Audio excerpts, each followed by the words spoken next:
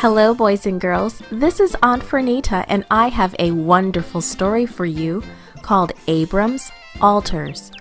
Today's memory verse is from Psalms 100, verse 2. It says, "Worship the Lord with gladness." The message for today's story is Christian families worship God together. Where does your family worship God? Do you have a special place for family worship? Where do you worship on Sabbath? Abram didn't have a church to go to. He did not even have a room in a house. But he worshiped God everywhere he went, and he led others to worship God too. Abram, his wife Sarai, and his nephew Lot traveled for many days. Sometimes they walked. Other times Sarai rode on top of a big camel. The servants ran back and forth trying to keep the herds of sheep and goats from wandering away. On their journey, people would come out to watch the large, strange caravan as it passed by. "Who are you?" they asked Abram. "Where are you going?" "I am Abram," Abram would answer.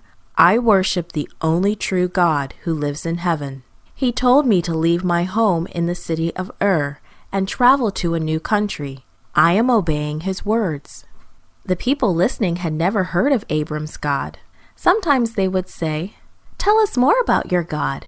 Some of the people who listened even decided to worship Abram's God, and then they joined Abram's big caravan. Finally, after a long journey, Abram and all the people with him crossed into the land of Canaan. They camped beside a great oak tree at a place called Shechem. That day the Lord appeared to Abraham. He pointed in every direction. "Abram," God said, "I am going to give you this land to your children and to your children's children and their children." Abram saw that the people who lived in Canaan worshipped idols. They even worshipped their idols by the very tree where God had appeared to Abram. But Abram didn't worship their idols. Instead, he built an altar to the true God by that same tree. And he and his family worshipped God there. They thanked God for leading them throughout their long journey.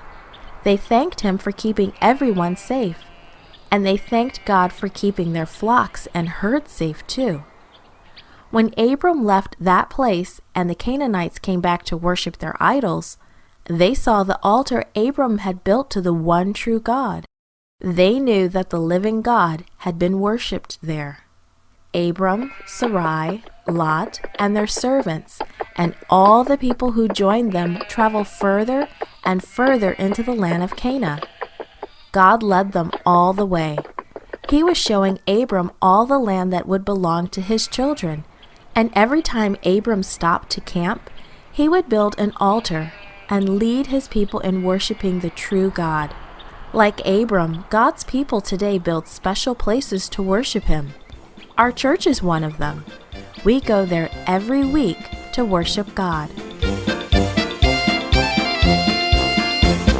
This podcast was brought to you by Gracelink.net and Studio El Piso. For more children's resources, please visit Gracelink.net.